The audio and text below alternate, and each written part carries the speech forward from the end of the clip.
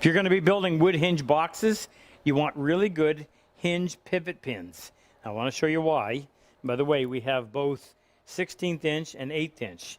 But if you try to use something like a nail, when you snip it to length, it ends up squeezing the end of the nail, and if you spin it in your fingers like that, you can feel that it's no longer round.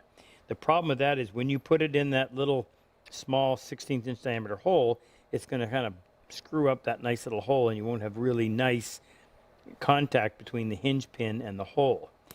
So this stock that we use, when you snip it and roll it in your fingers, you don't feel that. It's nice and round. So we have a 16th inch kit that gives you 6 pieces. Now we have the 1/8 inch as well, and just so you see the difference, on something this size, using 1/4 inch dowel, I use 16th inch. But something like the lid on this desk, which is a lot heavier, we use a 1/2 inch pin, and that's, pardon me, a 1/8 inch pin, and that's in a 1/2 inch dowel. So there's your 3 pieces of 1/8 inch dowel in that kit, and this one gives you some of both, 2 of the 1/8 inch and 4 pieces of the 16th inch. So that's good stuff. I've been using it for 5 years or more. Great stock for making your wood hinges. Good luck. We're live. We're live? Yeah, we're live. Yes. Yeah. Hello. Evening, folks. We're used to like a 5-minute delay. Yeah, due we're to not used to technical Frick actually having difficulties. this up and working. Really, Frick? You sure? I think so. Waiting for feedback? So tonight is our question and answer. This is our, what do we call this? Our Purple Heart. No, our live YouTube Our workshop. live YouTube workshop to support our Purple Heart project. Oh, I got a great guest for you tonight. Fantastic. First of all, have to acknowledge the twins, Mutt and Jeff. That would be, in the red would be Mutt. retired Colonel Luther Sheely from the Seattle area. And on the left, is smiling Super Dave Benson from upstate New York. Combat wounded vet, now part of our team. Also tonight we have Jake behind the camera. Do the thing. Do the spin around. They like to see your face. There's Jake. In the back we have Rex, my oldest son, in his official capacity tonight, security. In front of him is Frick, genius behind the technology that brings us to you live. At the end of the table is Jake's wife Megan, taking care of tracking our donations tonight so we know how many prizes to award. We also have Ken on. We have, who else is helping tonight? Is Mark on? Mark is supposed to be on. Mark Smith. He'll be helping answer some questions. Now, so the special guest is Philip Gustafson. And you've often heard me talk about this dovetail and how incredible it was. Well, I'll tell you more of that story, but Philip's going to be on tonight to introduce Purple Heart. So I'm going to run down this real quick. We accept donations to help us with the expenses of our Purple Heart project. Talked to a gentleman today on the phone and was thanking me for doing this. I said, you really don't need to. I said, if you understood what I got out of it from a life experience, from an emotional thing, I said, it's almost selfish to do it because you end up feeling so good about what happens and the people you get to meet.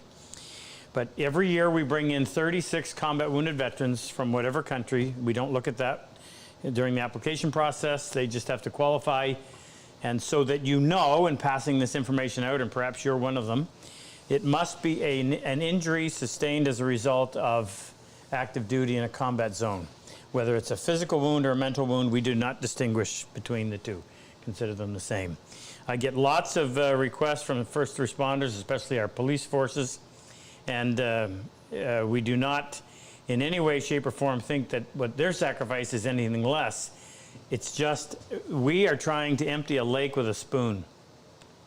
And we have decided to focus on our little slice of the pie and try to gain some, I hate to say expertise, but just gain experience in dealing with this particular injury for this particular individual. so that hopefully we'll get better at it as we go. I hope somebody at some point will pick the ball up and run with it for first responders, police, fire, ambulance, because they certainly deserve our support. In the same way that I think our soldiers deserve our support. So this stuff that you see behind me is all stuff that has been contributed by the various vets that have taken our classes. If there's anything specific out there that you want ask about, please throw it in there and we'll try, hopefully it'll somehow get flagged and we will address it. Donations, please do them through our website. The reason is we've met it set up so that we don't lose anything on the donation except for the processing fee that the company, the Shopify or the credit card company charges, which doesn't amount to more than 2 or 3%. And at the end of the night, we'll do a draw for a $100 gift certificate. We give away one $100 gift certificate that RC Woodworking pays for. It doesn't come out of the donations. For every $1,000 increment in donations that we receive, we put in a $100 gift certificate that you can use to purchase anything that you want. We have to acknowledge Angie. Angie is part of our team. She's Ken's cousin, and Angie and her sister Lynn take care of all the packaging of our t-shirts. We just got another big shipment in because you guys keep buying them. We have 3 to choose from. Wood for Good in this what do we call that? Army green? Yeah. Wood is Good, the original, and Wood Doing Good in Angie's teal. And it has our Purple Heart logo on the over top of the left breast. So these are sold as a company product. We use that as a means of promoting what we do, so more people will know about it, and more people knowing about it means we find these people that need our Purple Heart project where they get to come.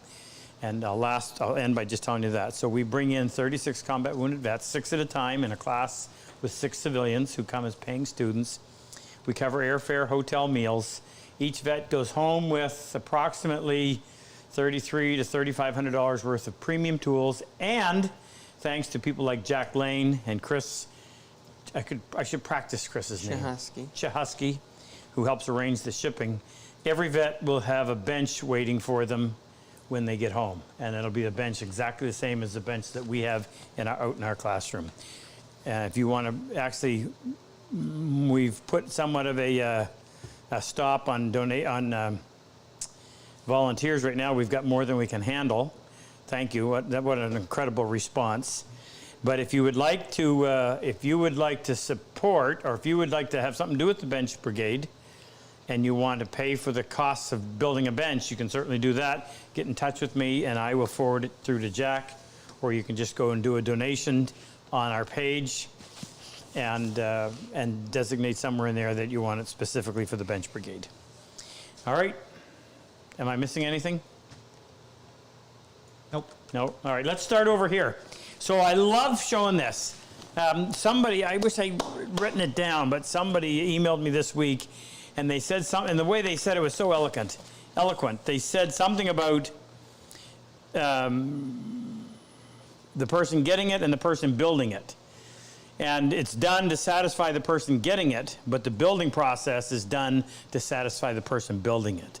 I've got to go back and look that up, because when I read it, it just sang to me. It says, wow, this is exactly what I mean. So this is our standing desk that we've been working on for a long time, but who cares?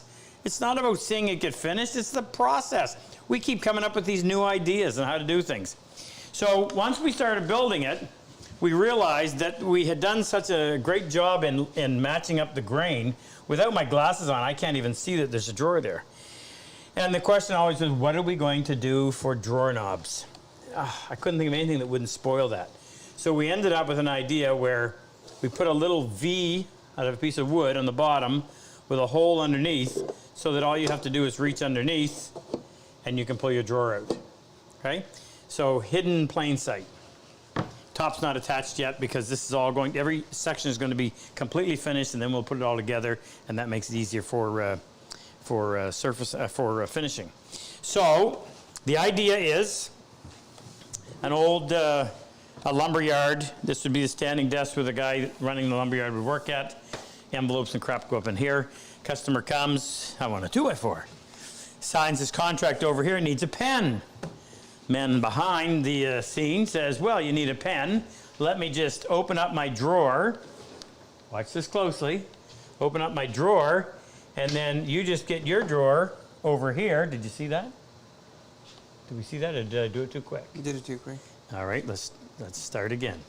So we'll open up our drawer. We'll close that. Then when the person wants it, and watch as I push it like that, it comes out at the exact same time. Isn't that neat? Now, if you look underneath, can you get down there, Jake? Mm-hmm. So Jake probably is the one that came up with most of this idea. But in order to open the drawer, if you look over here, we had cut a hole in the bottom so you could access that with your finger to get a hold of it. But as soon as you opened that hole, then you lost your air pressure in your cavity. So here's the idea. We made this little frame. Can you actually see that? Yeah. And there's a piece of plywood in here that fits perfectly, and there's a little catch. So the person standing up here opens the drawer and then closes the hatch. So now there's pressure enough so that when you close it, the little door opens. Jake came up with the idea that's also the lock. See, you can't open the drawer until you have that, so that was supposed to be funny. Childproof. Yes, childproof, and also I know some adults that wouldn't be able to figure it out too. Not saying anything, Super Dave, not saying anything, Luther, just... And by the way, we have one over here as well. I just haven't finished this one yet. This one will work the same way. This one, without my glasses on, I can't even see that drawer. That's hidden in there nicely. But just to let me hold on a second, just let me show you that it works. So I'll take that little piece, open it up, got to cover the hole, and there's your little drawer. So any questions about that, fire away. I love, absolutely thrilled working on this. Just sometimes can't wait to get at it. I'm supposed to wait because we're supposed to film it all, but it's getting really close to us either finishing it or having to figure out something else to do. Been saying that for a while. Have I? Broken record. Okay, let's have a question. Pardon? Say what? Can't hear you. That something's wrong on the site, the donation for the artwork. We've had several people comment on it. Oh, yeah? Frick, check the link. Well, can we talk questions while you guys are trying to figure that out? Give me the first one. It says donations are sold out. Oh, somebody said that the other day. Well, there's been like 5 people say that same thing. Okay, so that's a Luther thing. I don't see Luther on, but I have no idea how to look. Okay, We'll so figure that- we'll figure give me that a out. question. all right. First question comes from our good friend Daniel Gang in Pennsylvania, Yes, Daniel? and his question is, how did you get started / interested in woodworking? Ah, Try and keep it brief. yeah. Did he say that? No, I did. Oh, by the way, so some people are telling me, some people here telling me that these go too long. They don't want it 2 hours. It should only be an hour. Well, not So here. You need No, to here. tell me, you need to tell us what you want, and of course we will respond. So my father was a shop teacher and was teaching in Montreal when I was born. And shortly thereafter moved back to New Brunswick to become a carpenter contractor. So from the time I was able to walk, I grew up around a supply of wood and tools. And I can't tell you why, but I guess I always loved building things. And I did it since the time that my earliest childhood memory was actually building stuff. And that never went away. It only intensified. I built my first boat that actually you could get in and float. Based on the house we were living in, I think it would have been probably when I was grade 7 years old. I actually had a set of walnut pistol grips for a Peacemaker pellet pistol that I had when I was 11, and I still have them. And I'll find them someday to show you, because I don't think I could do it any better if I decided to do the same thing right now. So it was always there. I have 5 siblings, none of whom really have any interest in it. But I did. I just always loved wood. Had a real love affair with wood. It's an incredible substance. Rex, grab me some maple syrup, would you please? Wood is good. And, well, I'll finish it by telling you that I didn't think I could make a living at it. Did all through my teenage years. Went off to Brigham Young University to study physiotherapy. Found out real quick I did not want to do that. I wasn't cut out for it. Accidentally ran into a wood shop that they had on campus where students could go in and rent time. I thought, well, this is kind of neat. Then I found out they had a woodworking program, and then I met Dale Nish, and he put me in a class, and at the end of the semester, he offered me a job as his assistant. I went home, spent a year building log homes with my father, got married, called Dale up, the offer was still on the table, came back, and the rest is history. Speaking of wood is good, thank you. We are helping support a local business and making people happy with our Briggs maple syrup. This is very dark, very rich. We've had all kinds of feedback on how good this stuff is, and you don't have to tell us, because we know, we eat it. It'll turn pancakes or French toast into something you've never experienced. So you can order them online, on our site. We'll send them to you. We sell a whack of them. Okay, question number 2. All right, this one comes from another good friend, Avi Pinsky from Israel. Ah, yes. He's with us every week. Yep. And he wants to know, how would you mark the depth of the short pins on half-blind houndstooth dovetails? How would you mark the depth of short pins on houndstooth dovetails? Well, Luther is here, by the way. Luther is? So is somebody looking into the site to see if There's it's no working? problem that I could find. There's no problem? I was able to add it to my cart. It didn't show up as out of stock. Try again, But folks. Luther could have fixed it. So when you're doing houndstooth dovetails, you have to keep the marking. Pick a couple pieces of him. Can you believe this? What I picked up? You have to set your marking gauge for the exact thickness. So it goes down like this, right? So the exact thickness. So you scribe both pieces, so that when you put it together, this piece ends up flush here, and this piece ends up flush here. So when you're scribing the baseline of your tails, you're going to come in and you're going to make your mark. You make your mark over here for your pins. This is the big tails. Then you're going to decide, well, how small do I want those little ones? You know what? Here, Huh? right here. What? Oh, yeah. I was planning. Right. I got a couple pieces of wood here, and we can do this a lot better.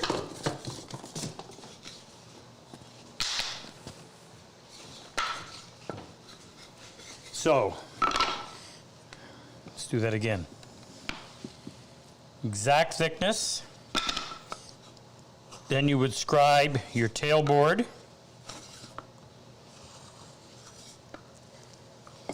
Your pin board. Your pin board would only get the 2 faces.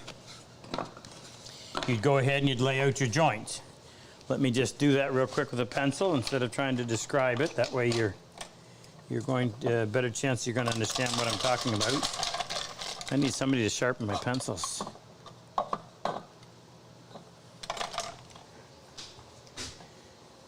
And I'll use a RobCosman dovetail marker. This one. So here's our, we'll just do 2 big ones. Jake, What? we have an issue with the camera. Jake, What? What's the issue with the camera? I have no picture. Why don't you have a picture? Just turn it off and turn it back on real quick.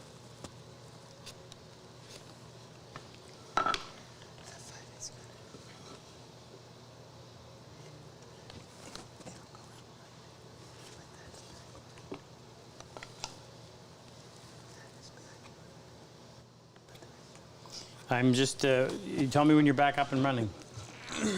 I'm just going to lay this out so that when you come back on, I'll have caught up to this. All right, just a second.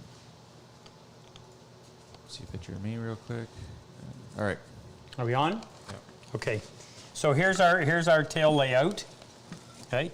Then what we're going to do, we have to decide how big do I want those little pins to be, or those little tails. So I'm going to decide I'm going to go about 2/3. So I'll do that, and I will scribe a line along here that will become the baseline for these little tails.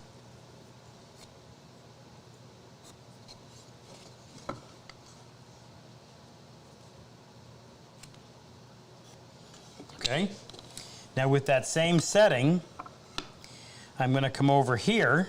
Okay, so this is the way the joint goes together.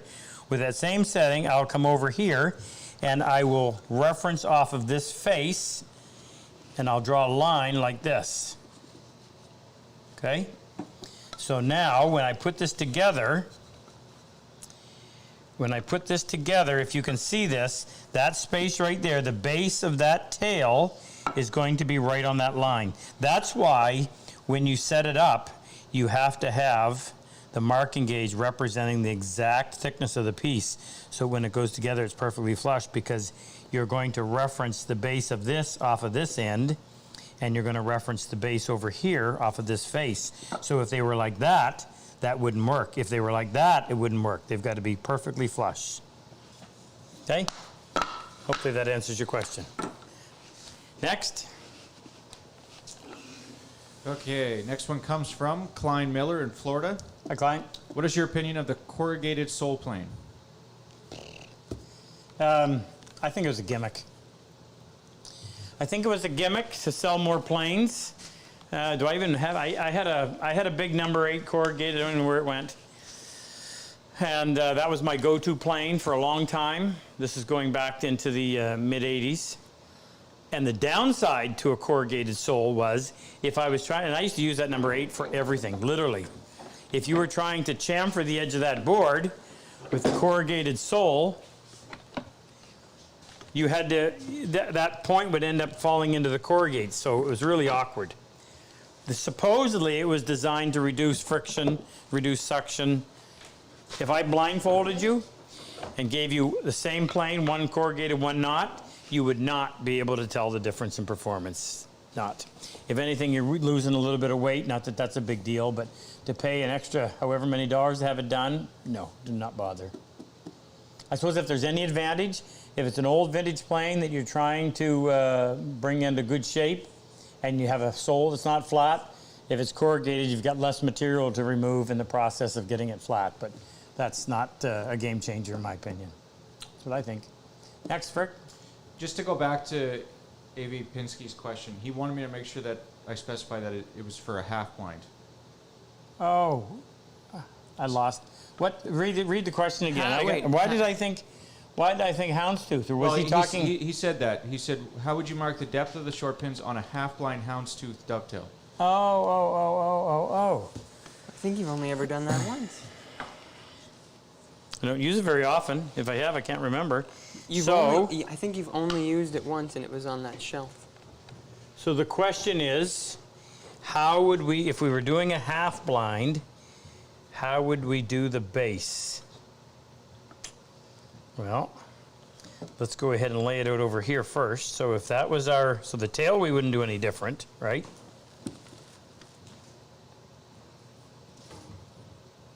And that would go ahead, and that would be I'm thinking out loud while I'm doing this. I'm under pressure now. I've got to see if I can actually figure this out.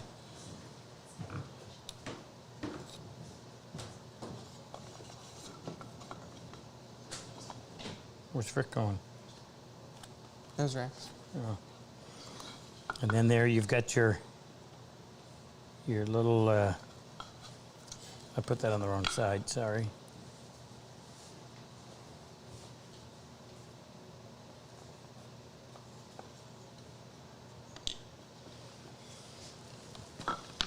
I did that wrong. What am I thinking? That should have gone this way.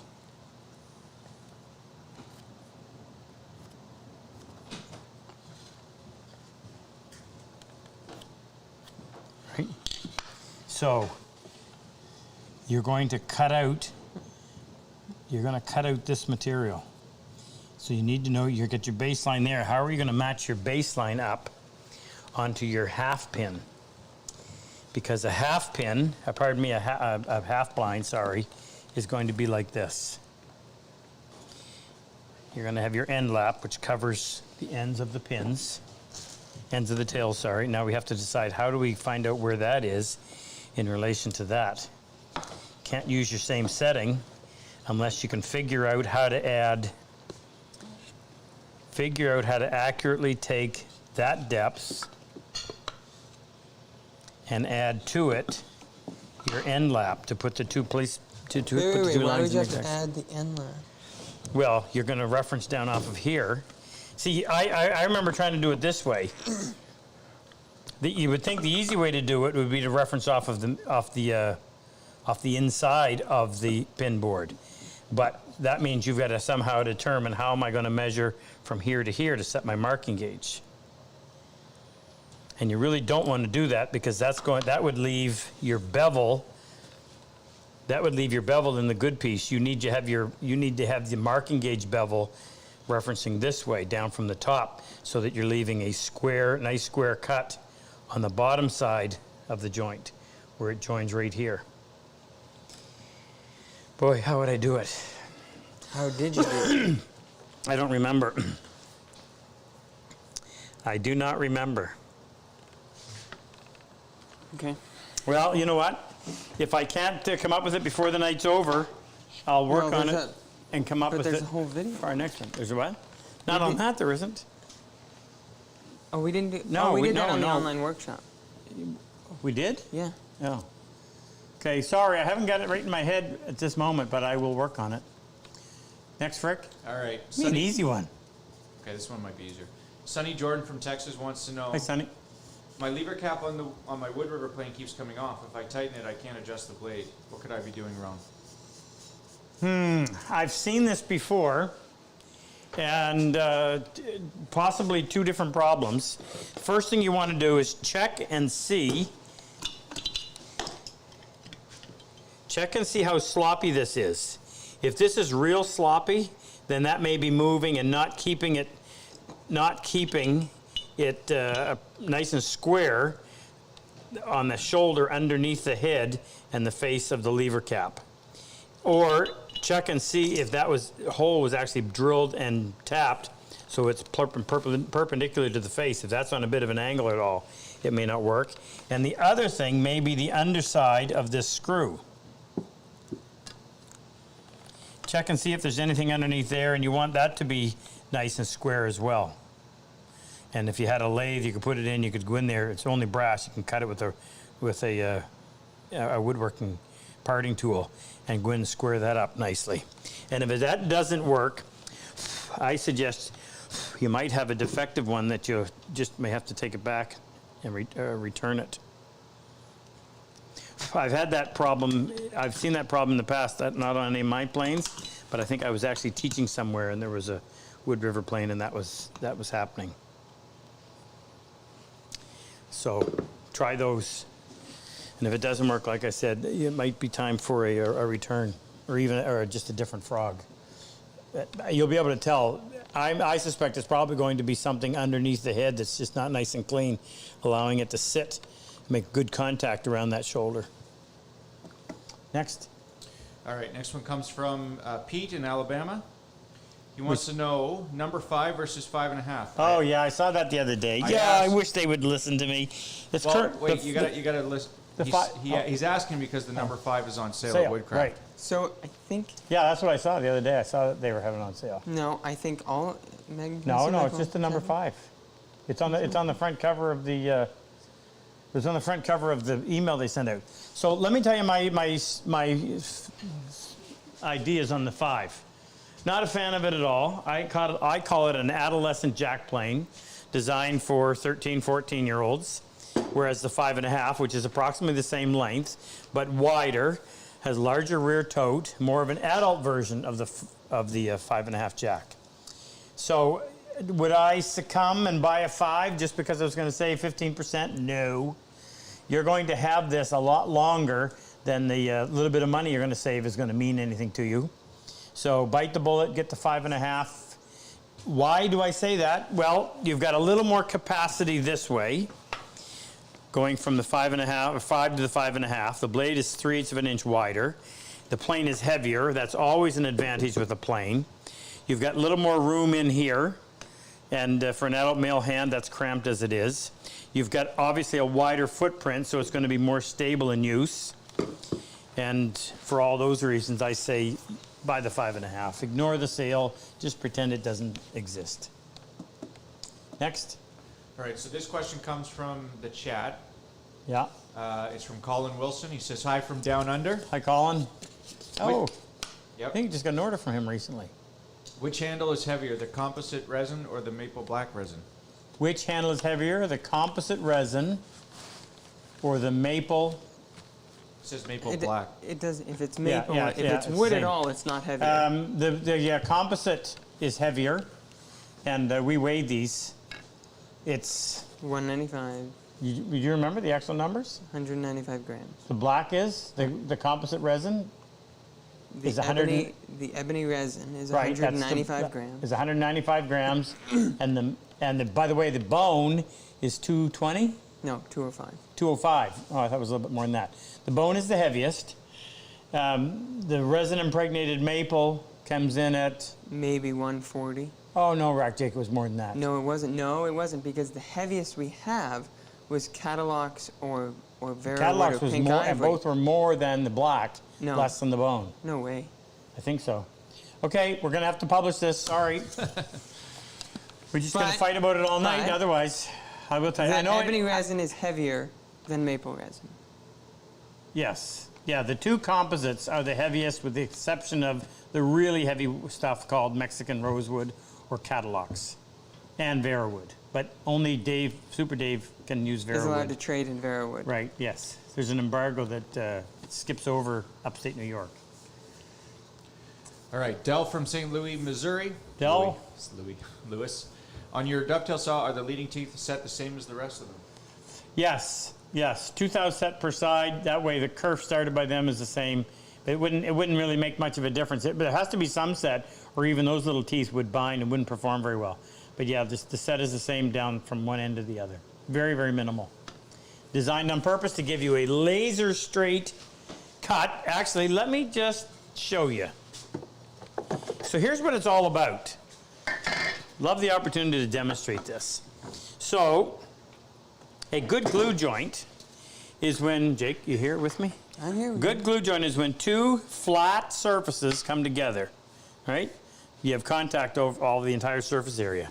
And the smoother the surface is, think about looking at the surface microscopically, the smoother the surface, even more surface area is in contact. It's going to give you an even better joint. So, what determines how smooth and how flat or how straight the cut is? Well, it's primarily determined by this set. In case you don't know, every tooth on this blade is bent one side or the other. If the first tooth is bent this way, the second tooth is bent that way, and it goes all the way down the line. So you're looking at it, it looks like this. If you didn't do that, you wouldn't get in there 1/4 of an inch and the saw would bind. So the set allows a little bit of leeway for that blade to slide through. As you increase the set, you do two things. You have those teeth sticking farther out, which means they do more scraping on the surface, leaving a rougher surface. And the second thing they do, which is even more harmful, is they make the slot, also known as the kerf, wider, significantly wider than the blade, which means as you're sawing, the blade is able to wobble within the kerf, and you're left steering it because it can go all over. So, reduce your set, get it to a point where it's just enough. And I mean that, just enough. So as you make your cut, and this is the test you always want to do before you blame yourself, find out if your saw is actually doing its job. So now, if you rub that, reach through the camera and rub that, that's nice and smooth, very smooth. And when you put the two pieces back together, that's what happens. It disappears. And if you spin it around like this, it disappears. And if you lay the side against the air, it disappears. So that's what gives you such a good glue joint. Now, I tell people every day, the saw is 70% of the joint. If your saw will produce two ready-to-glue surfaces, all you now have to do is learn to put the saw kerf or cut in the right spot, and then you're done. But if you aren't able to do that, and you've got to go in and reshape those surfaces with a chisel, oh, goodbye. Not going to happen. So your saw is number one. And I'll tell you this, here's a little commercial. This is the first time in the history of RC Woodworking, Inc. that we have, Jake, how many dovetail saws in inventory? I think 42 now. So Ken and I have been busting our butt producing as many saws as we can every day, 6 days a week. And we finally have caught up with back orders, and we've actually got up to having 42 in inventory. Optimum inventory levels are supposed to be 80, so we're 40 away, but we're actually, and sales haven't slowed down. We've just gotten better. Anyway, so there's a saw waiting for you if you want it. Next question, Frick. All right. Is our Father's Day sale over, by the way? No, I think it ends Monday. So this next one goes out to, or from Don Kaufman in Hazlet, Michigan. Hi, Don. Is there any difference between a 12,000, 14,000, or 16,000 grit stone? Well, Don, I don't want to be a smart aleck, but is there any difference between 150 grit paper, 180 grit paper, and 220 grit paper? Yeah, of course there is. So the smaller the grit size, the finer or smoother the surface is going to be. So you said, what were the numbers? 12, 14, 16? Yes. Okay, so let me just answer that as it applies to Shapton. If you follow my system, and I would get Luther in the description below, put in the latest video we did, or one of the latest videos we did, sharpening in 32 seconds. So go to that and watch it. And it walks you through the process. And you will see that with the finishing stone, whether it's 8,000, 12,000, or 16,000, it's no more than 15, 16 seconds of the entire process. And one will work just as well as the other. That means an 8,000 grit doesn't take any more than that number of seconds, and the 16,000 doesn't take any more than that number of seconds. What's the difference in the surface of the cut? Well, it's substantial.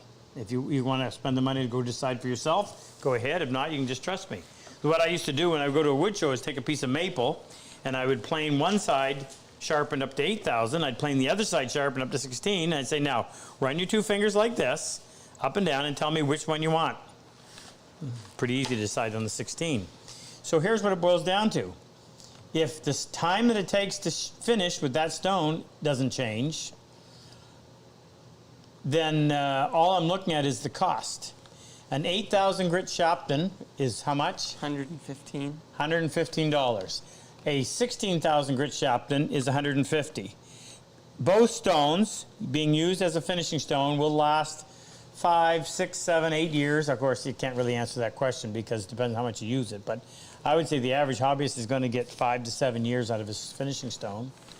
So for the, would you say 115? So for the extra $35, you can take your surface, you can make it twice as good. Well, that only makes sense to me. Now, can you argue a 16 over 14? If the difference in cost is very little, then I'd always go with the 16. Shapton makes a 30,000 grit stone, which is even finer than the 16, obviously. However, to get the benefit of that, it costs you an extra, it goes from $210 more. So they're $360. Now at that point, your law of diminishing return kicks in. Are you going to be able to rub this surface planed to 16,000 and rub this surface planed with a 30,000 grit and tell the difference? Not with my fingers, you're not. So that way then it becomes kind of might be more in your mind than anything else. Technically it's providing a better surface, but your ability to detect that with the unaided eye or hand is limited, if not impossible. So the all-around best value is the 16,000 grit stone for those reasons. Frick, next. All right, this is a good one. This comes from the chat. It comes from Will. He says, Will? Yeah, Will Pearson. Hey, Will. He says, sharpening a saw seems so daunting. I don't think I'm going to get to that anytime soon. So isn't it better for me to just have a new, cheaper sharp saw rather than an expensive blunt one? Will. I knew you'd like that one. Yes, Will. Show me your dovetails, Will. you know what it boils down to is what do you want to leave as your legacy? Do you want to leave a butt joint, or do you want to leave a dovetail? If you want to leave great furniture, you know what? I'm thrilled with this piece, and I want this to be so that if somebody looks at this and sees my name on it in 200 years, and they look at that and they say, wow, that's impressive. I wouldn't trade that for the cost of a saw. So get the best tools. You get nothing to cry about except the initial price. You'll enjoy it. It'll pay you every time you use it. And it eliminates all the excuses. Now if you have the best tools, it's just everything the rest of it's up to you. You got to learn how to use them.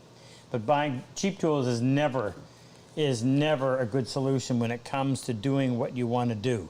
Now, does that mean I go out and buy the very best wrenches? Nope, because I don't really care that much about how my open end wrench fits the 1/2-inch bolt that I have Used to bolt down your drill press. that I use to bolt down my drill press. That's right.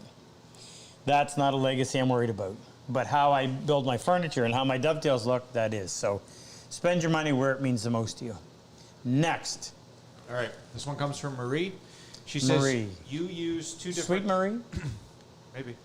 You use 2 different tooth sizes on your regular dovetail saw. Why use only one size on your new small dovetail? Oh, good question. So Marie, so observant. I'm impressed. Let's sell the saw first, and then we'll answer that question in the process of doing it. Why do we use the little tiny teeth? Well, the little tiny teeth, and this is what's misunderstood, so I'm going to explain it. The little tiny teeth act to be far less aggressive in the wood, allowing me to come in and place that saw curve exactly where I want.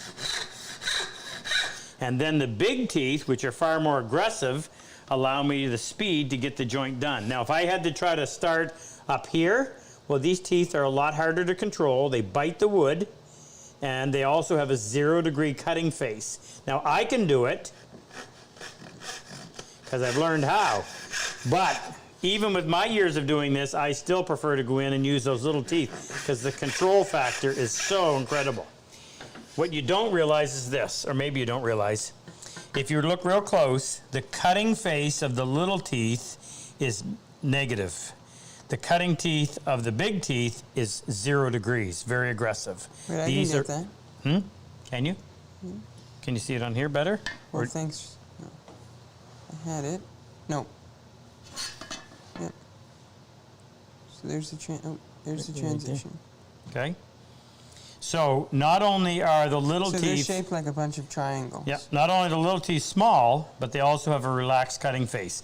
So on my new little saw, it's going to be all 22 TPI, but the first 1.5 inches will have the relaxed face, and then when you get back here, it'll have the 0-degree face to make it more aggressive.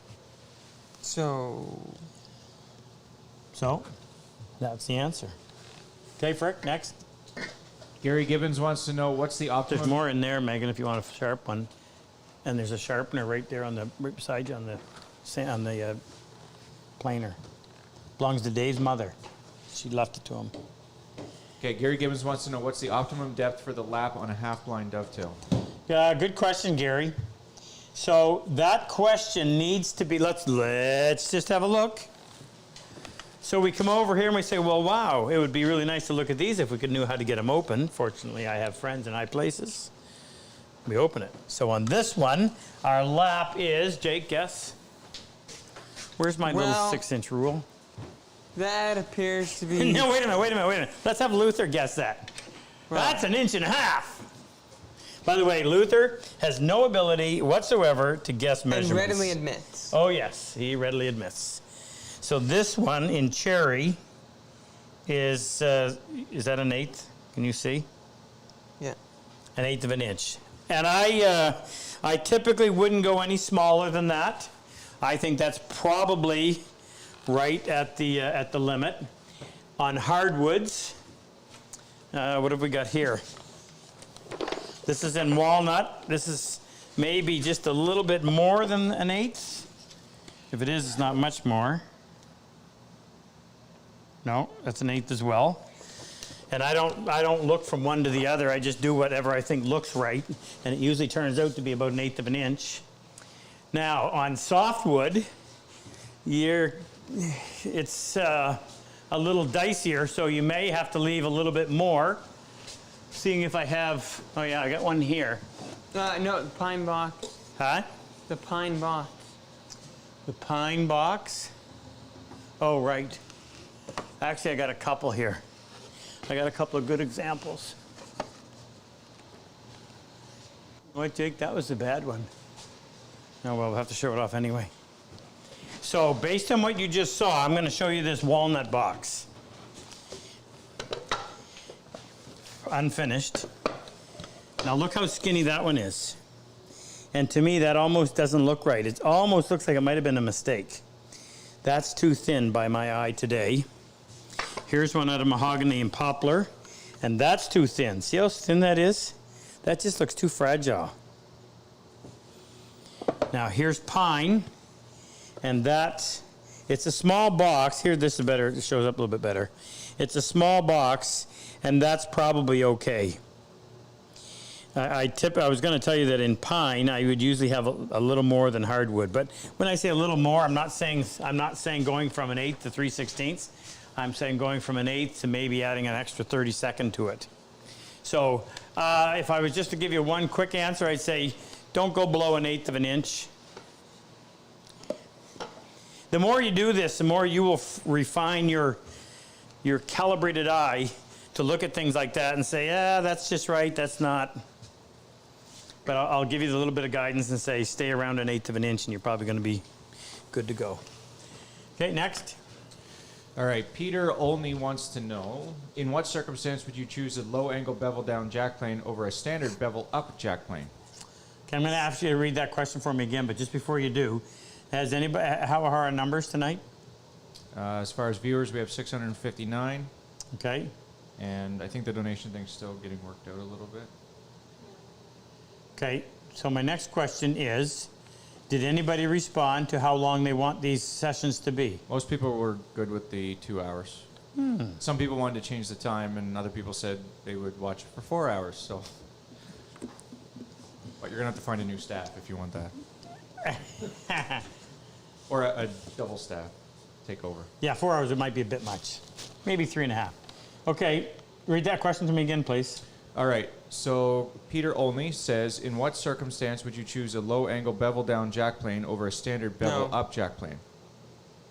He means reverse it. A low angle bevel up jack plane. And what circumstance would I use? I'm using a jack plane in both applications. And is there one where I would favor a bevel down versus a bevel up, or bevel up versus bevel down? Yes. Never. Never. You'll notice you do not see any bevel up planes in my Bench planes. bench planes. Block planes come as only bevel up. Bench plane, skew block plane, shoulder planes, because of the way they're made, they're bevel up.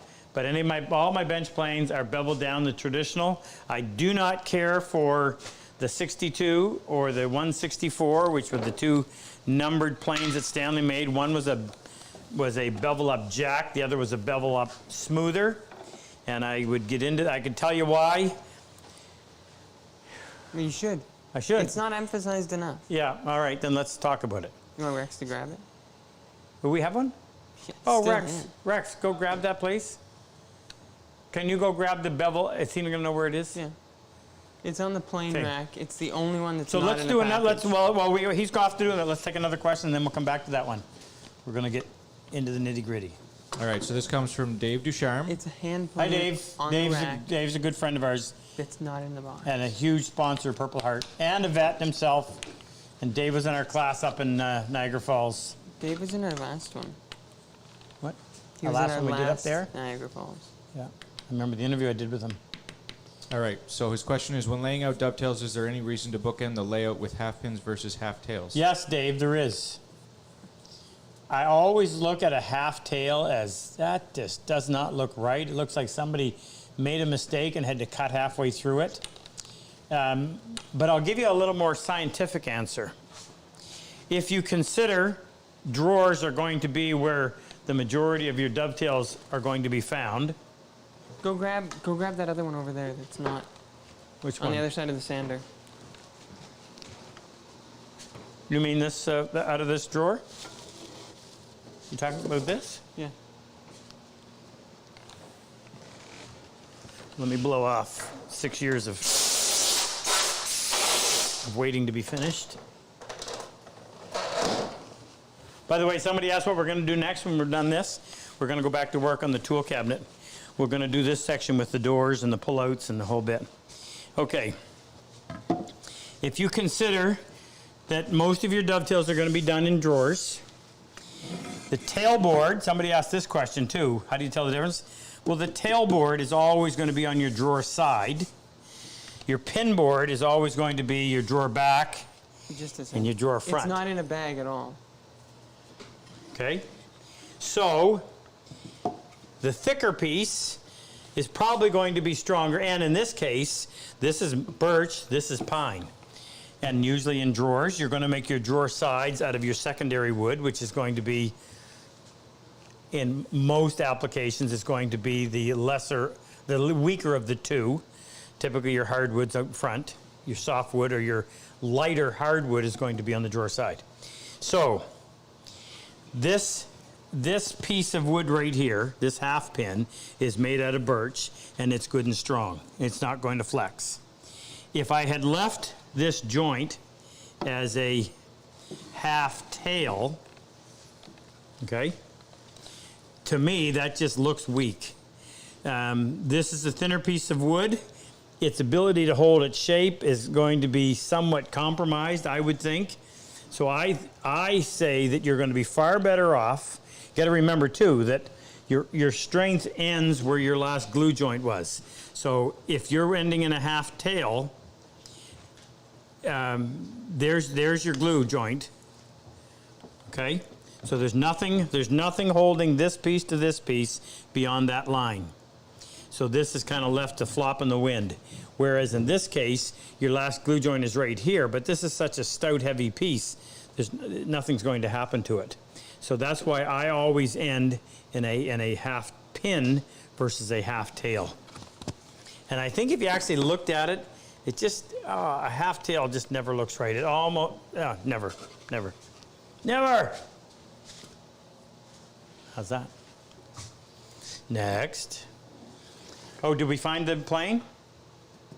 No. Is it still, do we still have it? Well. I'll get it at the break. At the what? I'll get it at the Oh, break. okay, so here's what we'll do. When we bring our guest on, Jake will go out and find that plane. So we will revisit this question with a live demonstration at that time. And we're going to bring Philip on at around 8 o'clock. Go ahead, Frick. 8 Wait, o'clock our one time. second. So we just reached Yes. the first 1,000. So we're at 1,000? Yeah. So are people able to donate now? Is it working? On Well- some of the donations, but you have to go through The miscellaneous section. on the website. You Instead can't of use the- the link. Instead So of y- the purple heart section, you have to go through the miscellaneous. So is that Yeah. link on there? We'll put that on there, yeah. Okay. And we'll get it sorted? Also for vets that are on, we have Charlie Ray, Can they hear Megan? Yes, they can. Yep, got get a their mic. mic on. Oh. Gary. Charlie? Gary Burnett. Aaron? Gary. Oh, Gary. Burnett. Gary's always on. Welcome back, Yes. Gary. Sean McDermott. Hey, brother. Sean and Angela. Kevin Burris. Kevin, dude. How are you, brother? Ray. Ray? Would that be the Ray? Cool Ray? The Cool from Ray. Louisiana? Danny. Danny boy? Down in Tennessee? Where And they- Bob. Bobbert? Bobbert. And I may have missed some, so if I did miss you, just comment in the chat. Yes, comment in the chat, please, so we can say hi to you. Big shout out. Go ahead, Frick. Next. All right, next question comes from Colton and Helena. Hey, Colton, What state is MT? Montana. Mont- All right.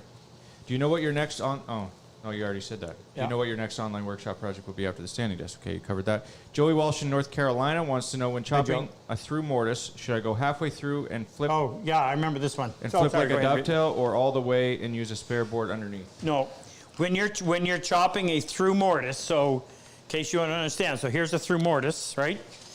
So that hole called a mortise It might be easier to demonstrate using the. I'm already here. Take too much effort to get up. So there's a hole all the way through. So you don't just start and go all the way through. If you do, you're going to blow something out. So you always chop it half and half. So I start on the inside and finish from the outside. You have to finish from the outside because you're sloping like this. So you want to have it down. You want to be cutting downhill with your chisel, not uphill, right? So the grain is running like, if you tried to, well, here, I'll take the stick of wood. If I wanted to cut a bevel on there with a chisel, I wouldn't come this way and try to do it because the fibers would all break. I could cut this way quite easily. Same thing when you're chopping your mortise. You want to chop downhill and downhill from that side. So I get the hole started probably halfway through from this side, but you got to remember that this side is going to be smaller than this side, because it opens up. So you're chopping perpendicular when you come through that side, so that downhill uphill thing doesn't apply. But then from here, you continue to chop, and then you eventually chop from the two far ends on a slope to meet the opening on that side. So always a two-step process, which requires very close layout so that your chisel meets, those two planes meet and aren't offset at all. It's all doable. Next. Okay, this question comes from the chat. Oh, by the way, and you need good mortise chisels. I'll say this. The only mortise chisels that I would currently buy are Lee Nielsen. Nobody else makes a good mortise chisel. I don't mean to interrupt, but Super Dave wants you to explain how many cuts you actually make before you sharpen your saw. Like that you don't need to sharpen your saw as often as some people think. Well, based on how often Dave would use his dovetail saw, his great-great-great-grandson will have to get it sharpened. Because of rust. Yes, because of rust. What was that? What was the bird story? That was a good one, Soup. I saw that. I wish I could tell it to everybody because I don't remember it all, but Jake read it to me and I had a good laugh. Frick, are we out of focus? So, Yes. We are. But we've been like that for a couple weeks. out of Okay, focus? Time for a new camera. Okay, so anyway, the question was how often? I don't know how long I've had this. You know how many dovetails I cut because you probably see me do it. I haven't sharpened this yet. Now, actually, here's a good example. Help me out. SEAL Team 7. Jeff? Jeff. 6. Jeff. SEAL Team 6, sorry. If you watch, if you have Jeff, just tell me his name. No, just don't say his name. Okay, so if you watch Jeff on YouTube or on Facebook, Jeff chops cutting dovetails every day. And I noticed the other day, Jake noticed the other day that when he was sawing, it was really cutting slow. So he's sending a saw in to get it sharpened. Now he's had that saw for A year. a year, and he probably, I would guess to say that he's cutting dovetails 2 or 3 times a week. Probably four times a week. Yeah, a lot. So if you're doing it if you're cutting dovetails every weekend, you could probably get 3 to 5 years between sharpenings. If you're cutting dovetails every day, you probably are going to need to sharpen it every 9 or 10 months. But you think about it. You've seen dovetail saws that have been around for years. Here's a classic example. You know, I don't know what the date of this is, but I'm going to guess and say that it probably goes back into the early 19th century. And, you know, it didn't start out that thick, that wide. So it doesn't, it's a rip saw as well. So it does not need to be sharpened very often. So if that, hopefully you can dig an answer out of all that crap I just threw at you. Go ahead, Frick. I had a good question here. On the paper. Yeah, I'll take one off the paper. I had a good one in the chat, though. Rick Checkland from Edmonton. I find it virtually impossible to locate the flat on my older plane blade for hand sharpening. Yeah, I remember this one. Oh, sorry. It is from an Old Bailey number 5. Any suggestions that could help me learn to do this? Apologize. When he starts reading it, I remember having read it and said, oh, yeah, that's a good question, but you didn't hear it, so you have to. So that was the problem with the old blades. I'm trying to find one. Rex, grab me a hand plane, please. An old hand plane. They're back there underneath Hey, the saw you can sharpener. You can grab one on the wall. Out in the classroom. Okay, let me grab one. Wait. I will pick a good. Can't hear you. You can't hear him? 5.5. Must be direct lines. Yeah, 5.5 bedrock.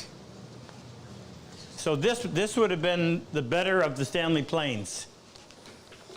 Now look at the thickness of the blade. Now let's get technical here, Jake. Right there. Let's take this out. I actually sharpened it. Now this blade, by the way, the 5.5 back then had a 2 1/4 inch blade. So Stanley never made a bedrock 5.5 with a 2 3/8 inch blade because they changed that, I think, in 1939 after they discontinued the bedrocks. So you see, this one's 2 1/4. So it's a hard plane to find a replacement blade for. So that measures 77 thousandths of an inch. Okay. Now my 5.5 has an IBC replacement blade in it, and that measures 143 thou. So almost double. Here's the problem. That little thin blade produces such a small primary bevel. In fact, let's measure it. So the primary bevel that I'm going to try to register on is a little better than 1/8 of an inch in width, and the primary bevel on this one is a little better than 1/4 of an inch. So when I'm over here trying to learn freehand sharpening, and remember, the biggest problem that people just encounter when they're doing this is they grip too tightly, and in gripping too tightly, they just don't have that sense of feel that they need. But if you're trying to hold on to that and locate that, now I can do it, but I do it a lot, and I can find it. If that gets rounded over, and what happens when people are first learning to freehand sharpen is they have a tendency to rock like this. So it doesn't take very long before that nice flat bevel turns into a radius bevel, and now there's no way, there is no locating it. So the only thing you can do is go back over to the grinder and reestablish a slightly concave, because you're adapting the radius of the wheel onto here. So it's going to give you what's called a hollow ground bevel. Don't worry about it. Actually makes it a little bit easier to feel because now you're touching on two spots, your toe and the heel. Okay, find it and then go ahead and do it. But you're automatically better off with a thicker blade because that bevel is so much wider, it's that much easier to find. So my advice, don't mess with the old blades. They just they were too thin. They vibrated terribly. This is a bedrock and it still vibrates. It has a different pitch sound when you're actually using it. And I had this all sharpened up and working. You just don't have the mass that you're afforded in a newer plane. Okay, next. Okay, Brian Tyler in the chat wants to know, have you ever made a workbench top out of one slab of wood? Are there any pros or cons to doing that? Oh, yeah. Yeah, my very first bench, which is out there, Jake uses it for taking pictures on, is one slab of wood. Nightmare. Oh, I would have to reflatten that on a 2 or 3 year basis. It's just terrible. Way, way, way too difficult to get a nice stable piece that way. I don't know why. Now what I did with this bench is I took pieces that were approximately 2 inch by 4 and I glued them face to face to face. And even that is somewhat problematic. The only way you're going to get out of having to deal with a moving bench top is to use MDF like we do on the teaching benches. So no, I wouldn't use a solid piece based on my experience. Thicker the material is, longer it's going to take to dry. Frick, are we ready? We have Philip? Is it Philip time? Yeah, it's 10 after. Well, let's do one more. 'Cause Okay. I need a one question leeway here.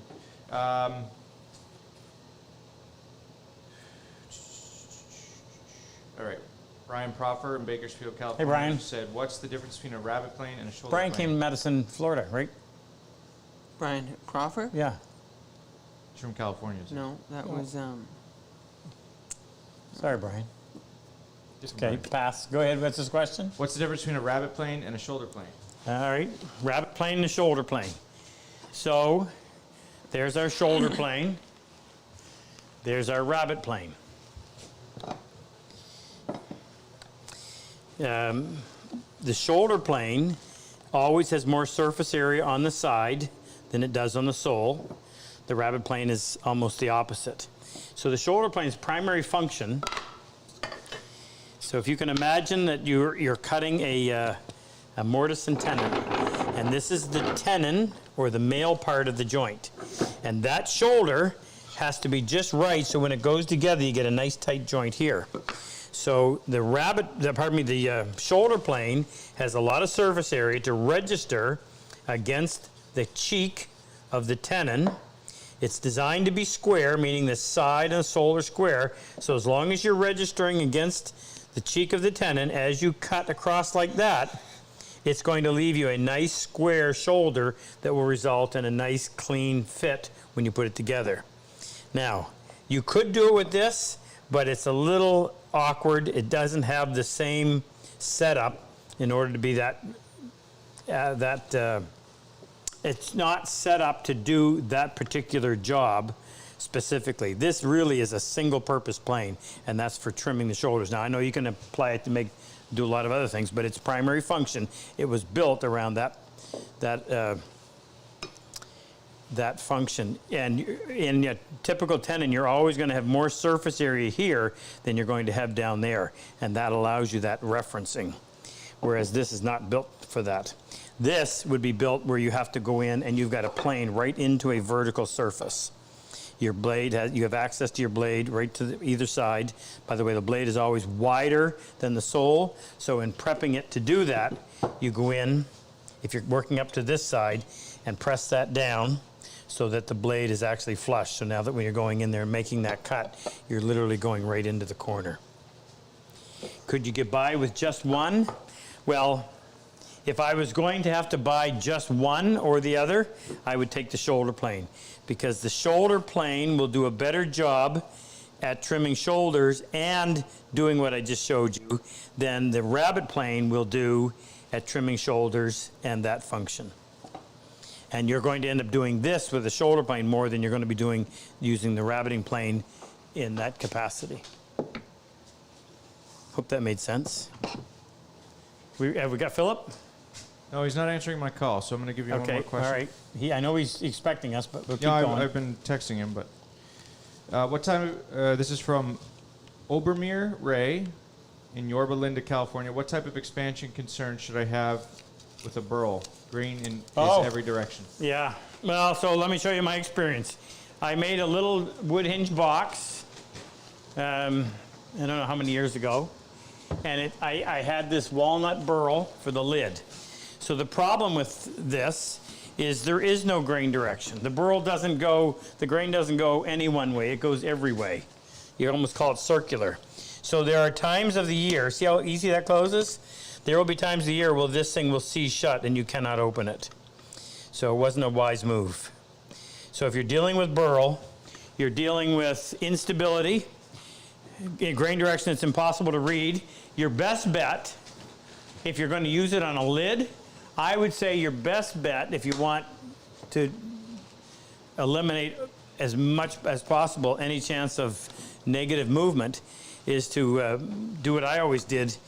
Build your lid out of MDF, lip it, meaning glue the same species of wood that your burl is all the way around the outside, the perimeter, and then use veneer, make your own if you need to in the bandsaw, table saw, and veneer your burl top and bottom so that you don't deal with those expansion and contraction issues. That's what I would do. Next. All right, we got Phil here. So Philip Gustafson. I got to tell you the story in introducing him. So Jake and I were in Niagara Falls. This was in November of 2016. Our very first time teaching a group of combat wounded vets. We had 7 of them. Philip was one of them, and my bench was here. I think he was second bench on my left. And we had just started the dovetail day. Now, I've done enough of this to tell you that if the average person is going to take 10 tries to get his first tailboard that he can continue with. And I'll just explain briefly. You have to have all 6 cuts on your 3-tail tailboard done perfectly before you can proceed. If any one of them are wrong, you have to start over. Nobody gets it right off the bat. So I had no sooner shown them how to lay it out, they started cutting, and Philip says, okay, I got mine done. And I remember thinking to myself, yeah, great. Yeah, right, he's got it done. So I'm walking down there and I look and I said, oh my goodness, because I checked them. And here's the way I check them. I take my little 6-inch combination square, I put the blade of the saw in the kerf that he just cut. I think we can do this. And without touching it, we go in there, and it has to be within with an 1/8 of an inch over 6 inches. Well, he had every one of them right on. I'm thinking, oh, how am I going to keep him busy while everybody else catches up? So I was getting a little worried, but he proceeded. Fortunately, he ended up cutting off the wrong part with the fret saw and had to start over. So that joint is that joint. The other end of it I cut off was this first one where he screwed up on. This was his second attempt, and it was probably the best dovetail that I've ever had in any class. Guy, I don't think he had done any woodworking prior to coming into it. That literally would have been on Tuesday, or we did it on Thursday, right? So he had all total 3.5 days of woodworking experience going into it. Great guy, great story. He's from New York. He's Army. In fact, my Army hat that I have in the other room, we haven't got it up there yet, came from Philip.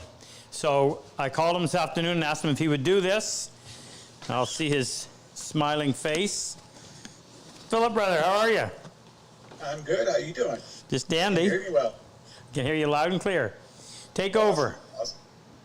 So, I went to that class with not a lot of expectations of being able to come out of it on the other side doing well. And I certainly excelled at it, as you have been able to tell there. Although I do have to admit that was the best save I have probably seen on your channel. Cutting the wrong side, being able to flip it over and matching and putting it all together again. So, I started out, right out of high school, I went to trade school to be an electrician. And from there was a recruiter that I met, and he hooked me. He had me going. Some people love the recruiters, some people hate the recruiters. For me, it was a little love-hate relationship. We went back and forth, but he got me in. And I went through. From that, I served 6 years with the 827 out of Horseheads, New York. It is an Army National Guard unit. I've been to Iraq, Germany, Kuwait. I've been around the world a couple of times, and I plan on going back around the world a couple more times. So basically, let's see. Outside of that, I'd rather get into my story as to how I got into woodworking. So I got into a really down, low, horrible place when I got out. I know my parents are probably going to cringe. They hear me saying this, but I got into drugs. I used. I got bad, and if it wasn't for programs like this, I would not be around today, either in jail or dead, and I'm willing to guarantee that right now. So it was right about the time when I was seeking help at the Manhattan VA that I saw a glimmer of hope on the horizon from Rob. I saw his videos, and I thought it was interesting. It pulled me in. It captivated me, and I saw the shavings, the way he was able to explain the feeling on his hand, how smooth it was. I was able to believe it and understand it. So I went to my garage and just grabbed anything, and I attempted, and I got nothing out of it. So and then he basically came through with a program with Jesse, where I believe that's his name. Is that his name? Yep. Jesse? Yep. Yep. Where Jesse had a problem at the border, not being able to get in, and Rob saw the need for having a program of the such. and it exploded. It absolutely exploded. And there is a huge, huge need for it. There's a lot of people out there, that need help. And so I contacted him. I sent him my story, and I pleaded with him, hey, take me. I want in. I'm willing to try anything at this point. You know, I didn't know where I was going to be the next day. And so, yeah, he read my story. He liked it and pulled me in. We got to the class, and I loved it. I was about 40 pounds heavier then, and a lot shyer, a little awkward back then, but I've come through. And so during the class, there was a point in time where I kind of realized how much I like hand planing. And it was just hand planing more specifically, not dovetails or anything. It was hand planing.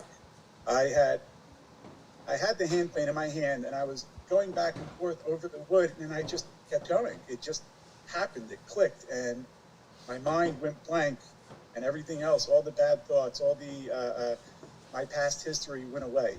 It was no longer there. I was focused on a task at hand, and I was calm, and I was actually happy. I started to smile. The first time in a long time, genuinely smile. And that pulled me around. I was very, very happy about that. From there, after the class, I want to say it turned me around 180. It made me realize that there is a need for people like me out there, that there's a place for me in the world. You know, there's things I could do that I could be good at, that I could be happy with. You know, I had been down and out for so long that I'd forgotten about that I could be happy. And so, I started, looking around for different things. I found this astronomy shop down the road. They sell high-end cameras and telescopes, and I got intrigued. And I just, out the shot of the ear, I said, hey, just so happened you ever got a job open or something like that? And he said, yeah, come here, I'll give you $7 an hour. I didn't even care. I just wanted to do something. So he ended up paying me $10 an hour because I was so gracious with him. Lucky me. And I busted my butt really hard for a year and a half. And from there, I saw this link online to get a job with Amazon as a maintenance technician. And from that point, I wasn't giving up, So since the point of Rob's class, I turned around and I started to try harder to help myself. I realized that I have worth, The worth of myself has a need. And so I applied. I didn't care what it was. I just started applying. And I got the call. I went in, I interviewed, and I got the job. So now I work for Amazon, which is, by the way, amazing. I have since been promoted. That was over a year and a half ago. I got the job at Amazon. I have since been promoted, gotten the raise, and now I travel across the country from site to site, training all the other maintenance technicians. And so I get to travel the country on my own, by the way. I don't have anyone telling me where I can go or can't go.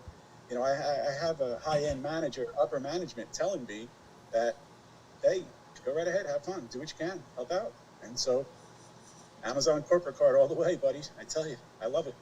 So I get to travel the country now. And it all came from one place, Rob Cosman, right there. So, Thank you, Philip. yeah. Rob Cosman is not a person. It's a cause. It's a team of people that have caught the same vision that I was fortunate enough to catch. And I might add, Philip was the first person that wanted to donate monthly automatic to the Purple Heart Project. So he's given back in a big way and in so many ways. So he's actually coming in. He's going to, if we can ever get this stupid coronavirus thing taken care of so we can get him up here, he's coming in. He's going to be one of our assistants in, yeah, we're safe, in one of our classes, if not this year, next year, based on whatever's going to happen. But Philip, so appreciate you doing that. I know short notice, but it was heartfelt. Everybody gets it, and thank you. And I hope there's vets out there listening that can relate to your story, and we'll see their application and be able to do something for them. Yeah.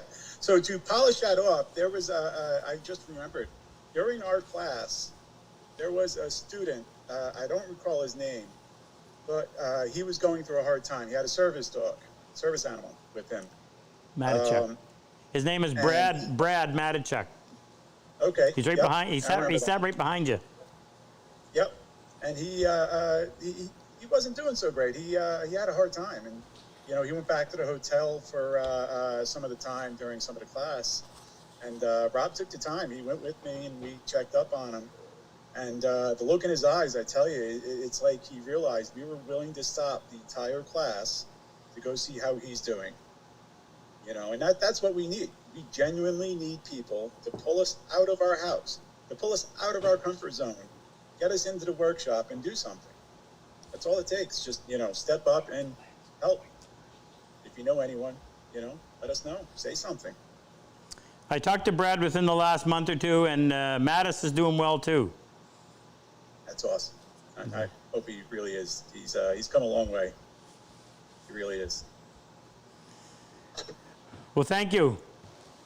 Appreciate you doing No this. problem. Yeah, no problem. Been a pleasure. All right. Anything I can do to help. See you sometime soon, Patrick. Or Yeah, hopefully. No. Hopefully, if I get through New York. Philip. I called you Patrick. That's all right. Yeah. Anything but late for dinner, right? Yeah, that's okay. I'm deaf anyway. Hey, our meals got even better, by the way. You'll be impressed. Okay. All right. Take See, care. see. All right. I'll talk to you. Thank you. No problem. That was great. Love getting the chance to talk to him. Can you believe how much he's changed? I'm glad I knew the voice because I wouldn't have known the face. He got a haircut. I saw that. So, I was reading the chat. Wait a second. Hold on just one second. Just one second. Just give me... In honor of him, I'll wear this for the rest of the night. This is the hat that he gave me. What were you going to say? I was reading the chat. Well, I didn't have to hold the camera. And there's some confusion out there. Some people think that you need to have tapered mortise chisels. No. I don't know why that was. The whole idea behind chopping a mortise and using a mortise chisel versus a beveled edge, as you're chopping, what you don't want to have happen is to have that mortise chisel twist. You want that to stay as parallel to as perpendicular to the end as possible. That's why you have these thick sides that help prevent that. They also do the shearing, right? The cutting actually is done right here on these edges. So if you'll think about this, you don't have it.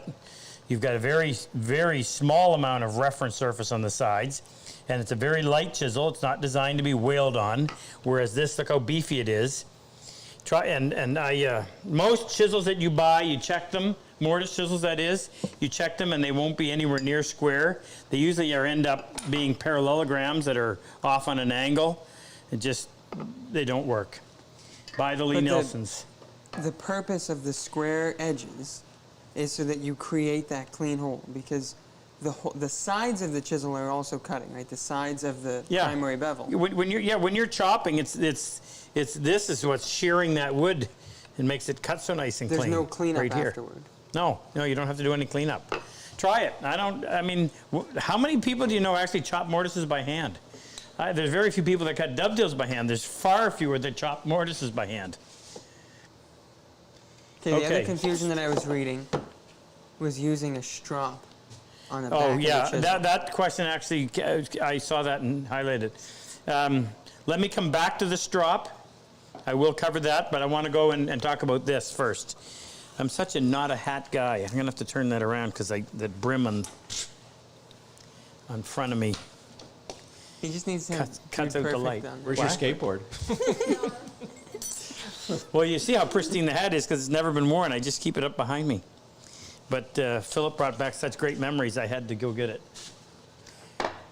He was a great success story that motivated us to put even more into making the Purple Heart project available to that many more people. Can't wait to have him back up here. I think it's going to be an awesome reunion. Okay, so here's your low angle jack. Sorry. And here's your 5.5 super duper jack.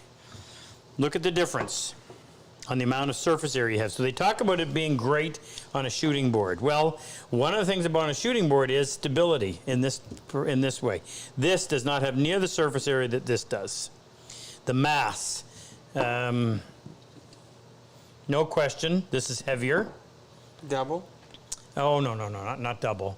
Maybe 15%. What else do I not like about it? I'll try to get to something I do like if I can find something. When I'm using this plane to surface the edge of a board, what I'm always, that's part of a video we're doing, so I can't use that one.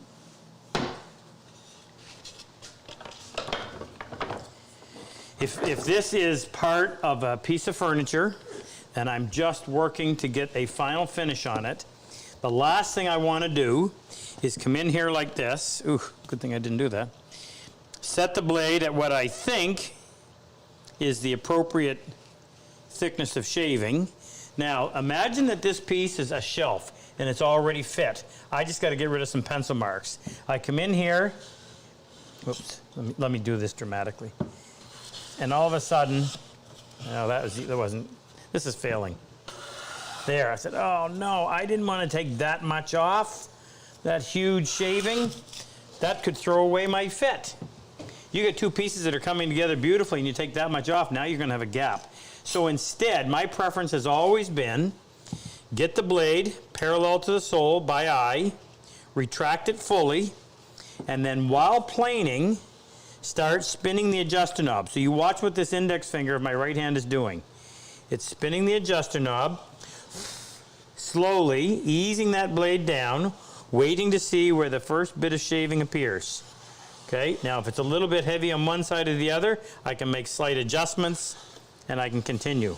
But I have lots of control. If I use this type of a plane, and I try to do that same thing, I've got to stop, turn down here. Don't have quite the same, I mean, it's not a huge difference, but I don't have quite the same amount of control. I cannot do that on the fly. I have to keep playing with it. Probably the big advantage of this isn't the one people talk about, is the ease with which you can open and close the throat. So this has a throat plate right here that's milled into the sole, has a lever right here, so when you loosen the front knob and you move that lever one way or the other, you open or close the throat. And that's all about, in fact, Luther, if you'll put that link in there that explains how and why this works in controlling tear out, that is a nice feature to be able to do that. However, I wouldn't trade the plane, my 5.5, for that one feature alone. In this case, you're loosening two outside frog retaining screws. Use the center screw to move the frog forward, closing the throat, tighten them up, and away you go. Not that big of a deal in terms of difference. I don't like the fact that there's no lateral adjustment. You've got to come in here and tap, tap, tap, tap, tap, tap with a mallet to get it exactly where you want, whereas over here you've got your lateral adjustment lever that you can get a very fine adjustment with. What was the question? When would I use it? Yeah, in what application? So in my case, never. I own, when we sell it, we have one of these. I don't use it, I don't sell it, I don't want it. Let's make a deal on it. We stopped selling it because we dislike it. Yeah, I can't sell it because I don't recommend it, so I'm not going to carry it, and if that means losing business, well, so what? I can't think of anything else to tell you about it. It's not my choice. I don't like a 2-inch blade. I would much prefer a 2 3/8. That's it. Well, and I don't care whether you're talking about that version or the Lee Nielsen version. Because when I sold Lee Nielsen, I never recommended the 62, even though that was the company line. Promote the 62 as the first plane. Oh, pardon me. So we do need to address this. So what most people will tell you is, A, it's a lower angle approach for dealing with end grain on a shooting board. Well, that's true. If you were to calculate the actual angle of attack, remove the lever cap, and you take the blade out, this frog surface is milled at 12 degrees. Because the blade is bevel up, when you're factoring in what angle am I actually planing the wood, you have to take the 12, add the 25, which is your primary bevel. It gets you at 37.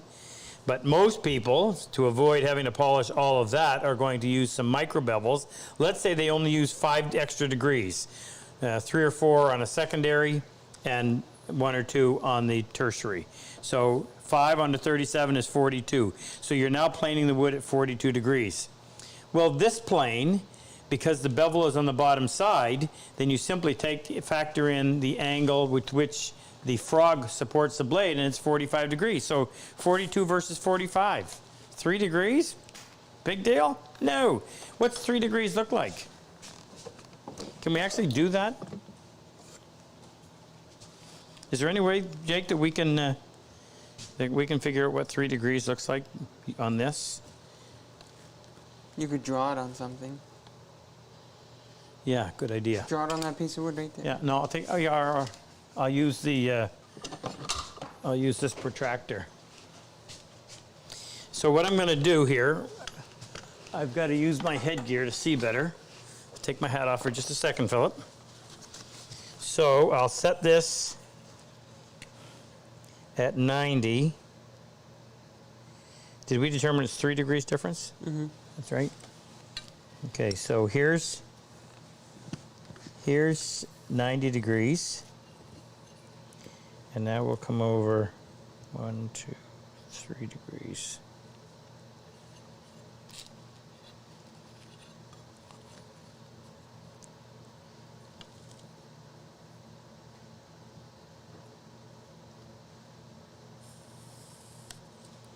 Okay, so you're setting your blade.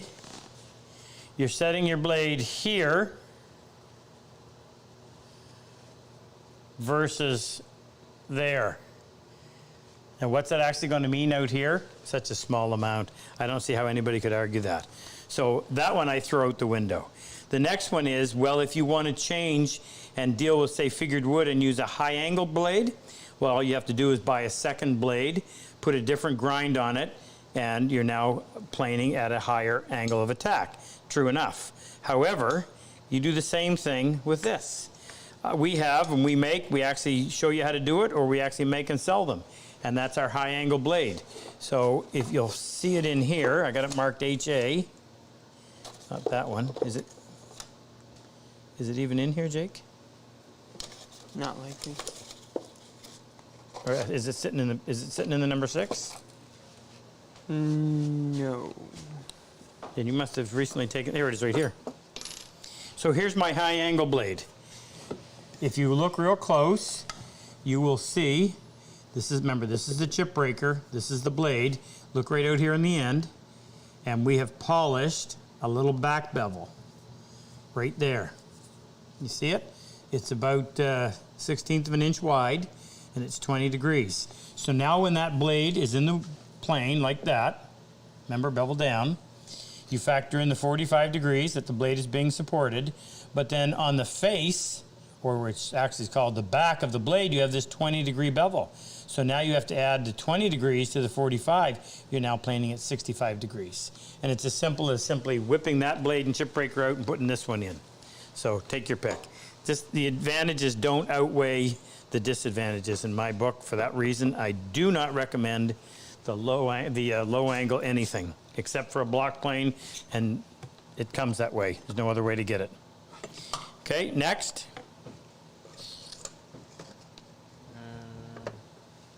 Killed that one, I think. Fred in England wants to know how the small dovetail saw is coming. Sorry, say that again. Fred in England wants to know how the small dovetail saw is coming. Oh, good. I don't have any news for you, other than the fact that I'm going to change the hang of the handle. I'm going to put my finger grips back on, so I'm working on that. And within the next, I say we'll have another prototype ready within the next couple of months. With the little thin blade. I haven't had time to work on it. We're trying to get the saws that we currently sell at an inventory level where we can breathe a little bit easier. But working on it, and I know there's a big demand out there for it, so I respect that, and I will satisfy you with a great saw for your small dovetail work as soon as I humanly can. Next. So we just wanted to mention, Megan just brought this to my attention. We had a gentleman named Robert Steele. He just donated $1,000 Wow, Robert, thank you. to the Purple Heart Project. Thank you. Thank you, Robert. That puts us over 2,000, Megan. So now we're $200 gift certificates we're giving away tonight. Thank you, Robert. Make my day when you do that. Any kind of donation is much appreciated and wisely used. And as you heard from Philip, and I don't think anybody has said it any better, how important this is. And you know what? I'd pay for it out of my pocket. And I would be happy to because I know how blessed I am because of it. We actually do this. I hope this comes through with sincerity. We're doing this to allow you to have that same feeling that we have. And I wish Charlie Ray could speak up because he would tell you what that's all about. Charlie gets it. Charlie understands. We got to have Charlie on. Charlie's got to be the next, even though Charlie wasn't part of our Purple Heart Project in terms of being a sponsored vet. Charlie is a Vietnam vet himself, and he understands and knows it. So I'll be talking to you, Charlie. I need you on here. On that same front, Bob Abbott said he had to run, but before he left, he said his question was, do you even know how many of our lives, us vets, that you've entirely transformed? Cosman crew. Thank you so much for changing my life. So that was very nice from Bob as well. Robert? Robert. Okay. One matters. So, next question comes from Noah in Gig Harbor, Washington. Hey, Noah, I remember reading this one because I remember Gig Harbor. We have a Gig Harbor in Newfoundland. Had to have one each coast.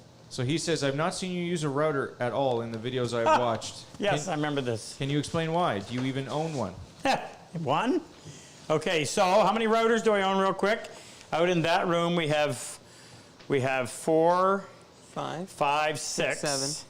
Where's the 7th one? At that end. Oh yeah, 7. Okay. Over here we have 7, 7, 7, 7, 8, 9, 10, 11. In here we have 12, 13, 14, 15, 16, 17, 18. Let me know when I've done enough. I think that's one in that metal case. 18, 19. I'm sure we've got 20. We got another router. Oh, yes, we do. 19. Right. We have 2 set up down here. 19, 20, 21. We've got the one for cutting the slot, which is 22 right there. It's a little Makita. So 22 routers? No, I never use them. Yes, I do. You just don't see it. Did you forget the one on the table? What's that, 23? I think 23. 23. Yeah, we use lots of routers. If you join our online workshops, free for a month, you'll see us using it lots of times. I use them where they're most appropriate.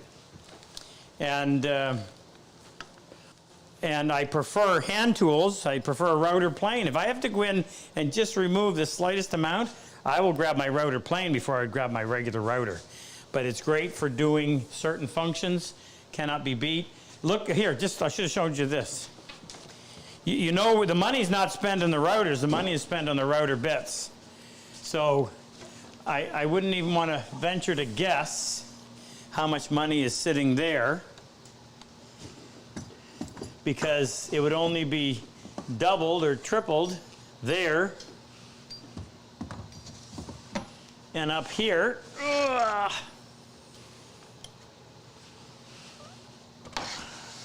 I'm not showing off. This is just a function of what we do.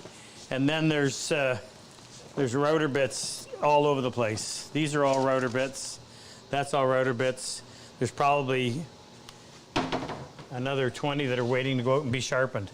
So yeah, we use routers. Next. Well, Sean, on that same front, Sean Grumbles in San Diego, California. Hi, Sean. Says, what is your process for sharpening router bits? Oh yeah, easy. Actually, this is another. You know, I tell people all the time. I said the Trend Diamond Plate is perhaps one of the more, where are my glasses? One of the more useful tools out there.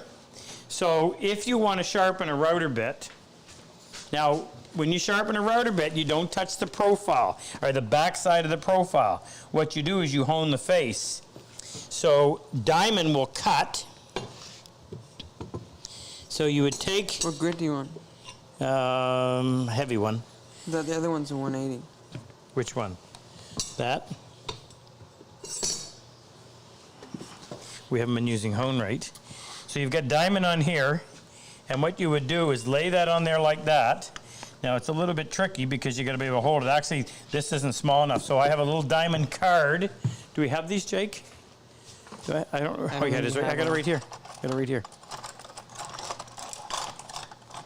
So here's a 300 grit trend diamond card.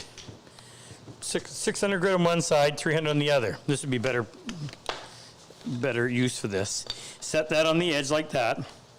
Lubricate it, and then take your router bit. So I'm laying that nice flat face on there, and you're just going to run that forward and back. You'll see the black show up on the card, and that's the carbide. It's wise to count your strokes because then you're going to flip it over and you're going to do the other side. And that's how you would sharpen. So you're always working on the flat side. Now, you can't sharpen all of them. Can't do a straight bit that has that spiral cut with that. But anything that has that flat cutting face, you can do it like that, and it's actually quite easy. And it's nice. My suggestion is keep them, it's like your plane blades. As soon as they start to feel a little bit dull, sharpen them instead of waiting till they get so bad, because if you got to move any amount of material, that's a pain. But it'll do a great job of keeping it sharp. Next, Frick. Okay, so this one comes from Justin Bernhoft in the chat. Hey, Justin. He says, when you made your current bench, your large tenon saw was not deep enough to make the dovetail cuts. Do you ever plan on making a larger tenon saw? No, I don't think so. I mean, if you were to, Jake, do the math. What do we sell?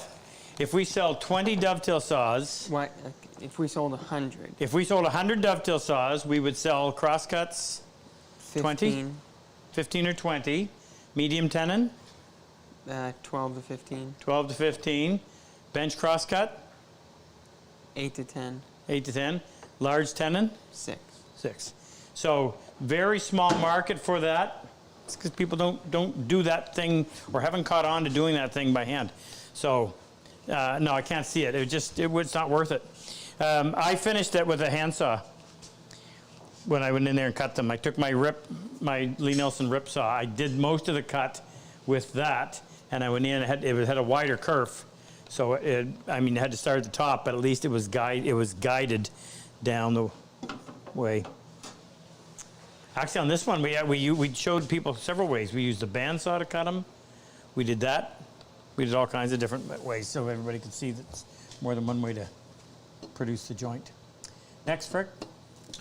Okay, this one comes from Chris Morley in Woodstock, Ontario. I've been collecting and cleaning up. Yep, Woodstock, Ontario. I've been collecting and cleaning up some older Stanley hand planes. I was wondering if you can use a thicker blade in these and where you might find them. Yeah. So the biggest problem, I'll show it to you right here. The biggest problem in trying to replace the blade is this.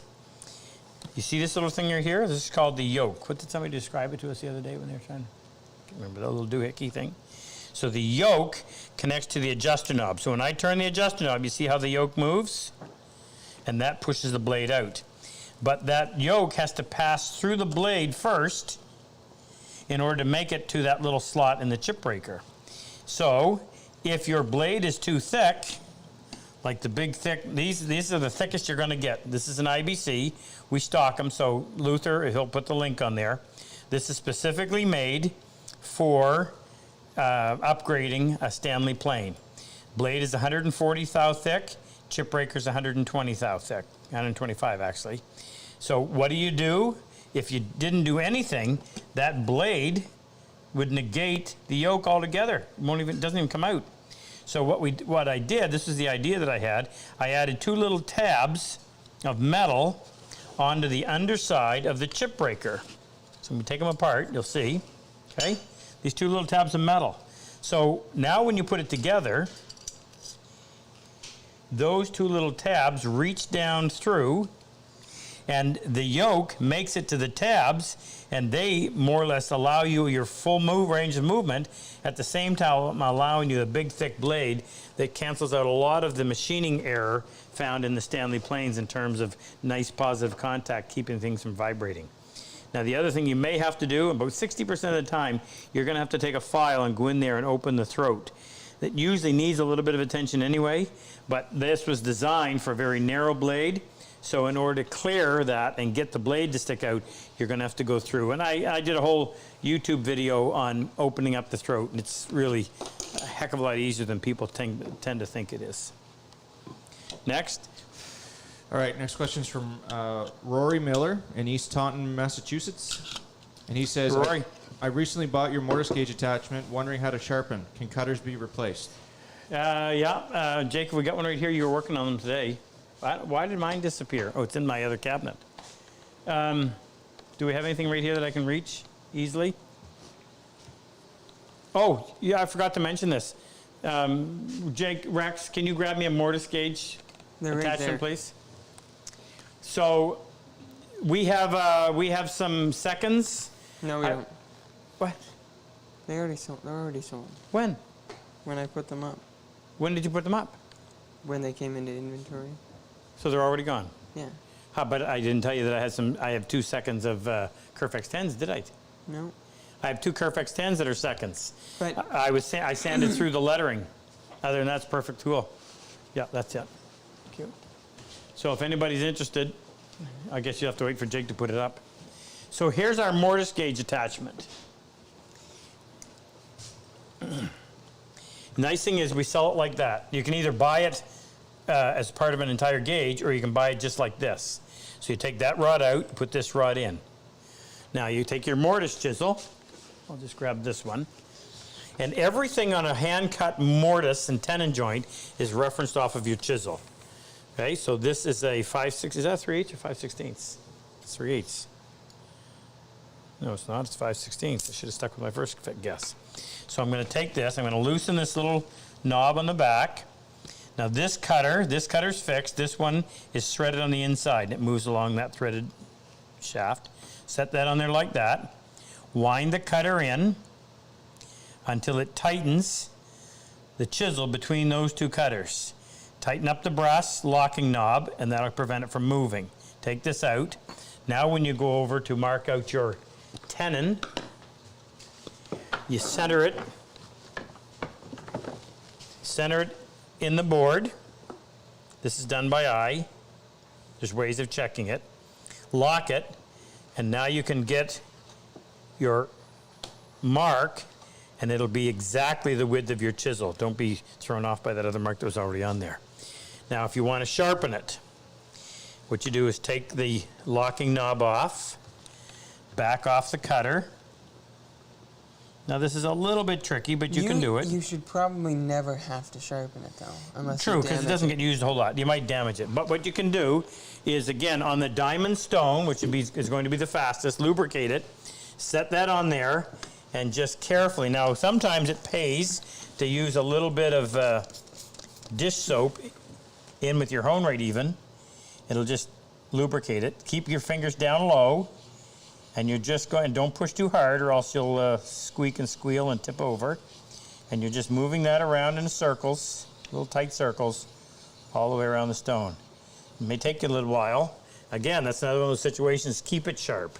Don't wait until it's really in bad shape. You can buy new cutters if you have to, but that's the easiest way to sharpen those up. And the this one is the same way. So there's that's an Allen wrench. So unwind that, and that'll allow you to take that cutter off, and you sharpen that cutter the exact same way. Got to make sure that's nice and dry before I put it back in. Okay, what was anything left on that question, or was that it? It was how to sharpen? That was it. You want another one? Yeah. Yeah, we're good. Okay, Jeff Collins in LaSalle, Illinois. How many times? Hey, Jeff. How many times can you sharpen a plane iron before having to regrow the primary bevel? Regrind the primary Regrind, bevel? Yeah. Very good question. Very good question. Let me show you. I'll put this together later. So, here's a blade. Here's my primary bevel. Actually, that's looks a little crappy. Let me take one. Let me take one that's actually been used. All right, here's my primary bevel. So if you look closely, you can see the secondary bevel on there, up near the tip. So if I go to resharpen this right now, I don't have to move very much metal in order to get a new edge. But each time I come in and resharpen, that little secondary bevel is going to get a little bigger, a little wider, and consistently a little wider.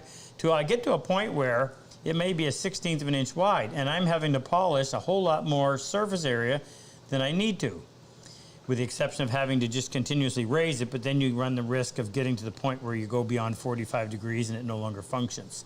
So when it gets down to, probably there, I will go over and I will reestablish my primary. So I'll set the Wolverine grinding jig, this thing right here, so that when I put that on there, let me take this off so that you don't mistake what I mean. Separate the chip breaker. So this, and if you don't have one of these, you need to get it. This will make a lousy grinder a great grinder. This is called the Wolverine grinding jig. Luther will put a link to it. It's $60, $70, $60? 70. It attaches to any grinder because it doesn't actually attach to the grinder, it attaches to the base. And you set it up there, it's nice and rock solid, get it where you want it, set that in there, loosen this, and just move it until when you put that up against your stone, it's copying the same angle that was on there, okay? Nice, lock that down, nice and solid. Then you can go in and you can just regrind that primary bevel, and I would simply regrind until I get back to having just a little wee polished strip out there. There's no reason to grind all the way through if I'm not having to repair the edge. If I'm simply wanting to shrink my secondary so I can do my sharpening faster, just shrink it down until you just see a little bit of shiny stuff and then go back to work. Real simple. Next. I say real simple because it is. Don't complicate it. It's very simple. You may not have the skill to do it right now, but it's not going to take you a ton of time if you devote yourself to it, to acquiring that skill, and then you'll be saying, yeah, he was right. It is really simple. Okay, Bob Smee in Ottawa wants to know if you can determine the grit of old water stones with no markings. If you could tell me the color, if they're king water stones were a little harder because they were all kind of a rust brown, so I can't help you there. And I don't have there's some people I've met that could rub their hand and they could tell. I could probably tell a difference with my eyes closed of a 6,000 and a 1,000. But other than that, no. If they're Nortons, if they're a gray color, they're 1,000. If they're white, they're 6,000. And if they're yellow, they're 8,000. What if they're 4,000? 4,000 is white. You said 6 was 4,000. Oh, 6. they don't make a 6. They make a 1, a 4, and an 8. So I apologize. The 1 is gray, the 4 is white, and the 8 is yellow. That's the Nortons. Go ahead, Frick, next. So, kind of what Jake mentioned earlier with people in the chat. Dick Kryberg wanted you to know if you could settle kind of an argument that's going on about, is it stropping? Stropping? Yeah, I'm glad you brought that up. So does it or does it not round the edge or perhaps the corners of a plane iron or chisel? Okay. This should be the final question. Yeah, send it there. Well, it's a great way to end. Except it's going to create more business for sharpening stones, and we're running dangerously low. So I follow my 32-second sharpening process. Luther will leave the link down below. We'll produce a surface in 32 seconds, and you rub your hand over it, and the question you ask is, wow, could I feel an improvement? Could I, with my eye or my hand, see that could be improved? And if the answer is no, and it's got to be a real obvious no, then you have to ask yourself, okay, then the results don't need to be improved. Can I cut my time down and get the same results? Well, we're at 32 seconds. How hard are you going to work to save 4 seconds? You're not. Okay, could I do it with less expensive materials? Well, that's always a possibility, but I'm going to suggest that you probably can't. Good stuff costs money, period. Now, that answers why do I not go beyond 16,000? Because law of diminishing return. Why do I not strop? Well, this is just my answer. I want my edge to be straight as I look at it that way, and I want it to be straight as I look at it this way. I feather my outside corners, but other than that, I want that to be perfectly straight. If you strop, and you're in the process of stropping, you're moving it like this, you are not going to have that nice flat back. Not possible. The very nature of the way it works. You're not sharpening a knife. You're sharpening a plane blade. I want it to be pristine, and it's my opinion that the only way to do that well is with a hard-backed stone. That's why I don't use sandpaper on glass, because there's a compressible material between the abrasive and the glass. It's called paper. And that, as you move your blade along there, it creates a little wave in that paper, and you're actually eroding that nice flat back at the edge of your blade. So, in a wrap-up on that, use the Charlesworth ruler trick as a means of cutting most of the time out of the entire process. Use the same stones that I use, which are the Shaptons. I consider them to currently be the best out there for what you get for the money you spend. And focus on one method. If you're constantly searching around, it's like finishing. You don't have enough time to get really good at 10 different types of finishing. Find one or two and master them. This is too much of an involved process to try to get down too many rabbit holes. Find a sharpening method that you like, mine, and just go with it and do it. And if you're constantly working on it, you're just going to get better and better. When we bring the guys into the workshop, they're learning. They know how to sharpen. Philip knew how to sharpen within the first 4 hours.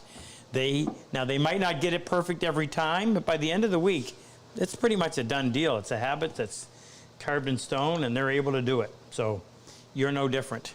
And we've had disabled folks, physically disabled folks, learn it. We had a student that was 88, 87, 86, younger than I thought.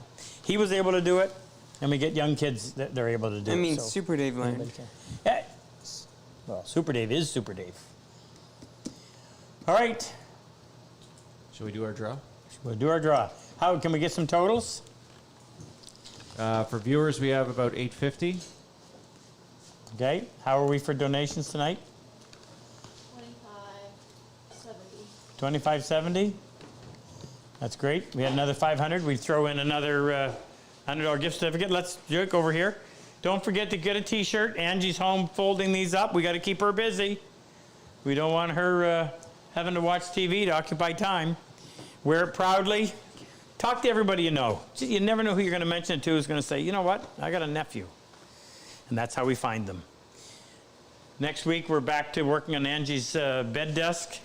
If you haven't joined us, on the online workshop, the first month is free. You get a chance to check this out and see if you like it. This has been an absolute thrill to build. And I'm going to find you that quote, and I'm going to put it somewhere where you can benefit from it as well. All right, you drawing? Yeah, and don't forget to subscribe Oh, yes. to our page yes. and hit the bell so you know when we go live and release a new video. And don't forget the newsletter.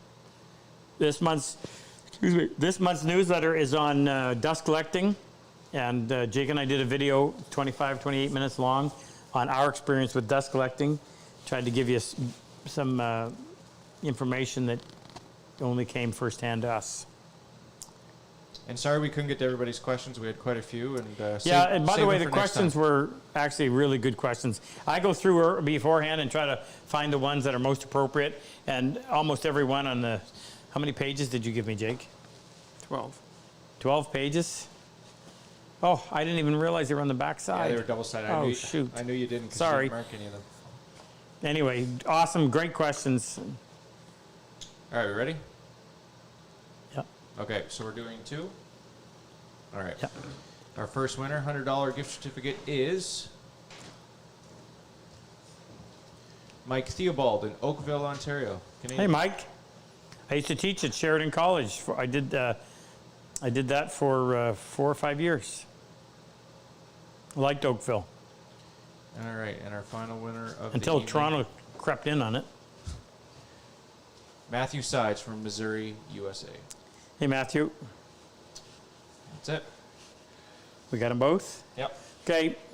Thank you to Frick. Thank you to Jake. Thank you to Megan. Thank you to Rex. Thank you to Luther. Thank you to Super Dave. Thanks to Ken. And thanks to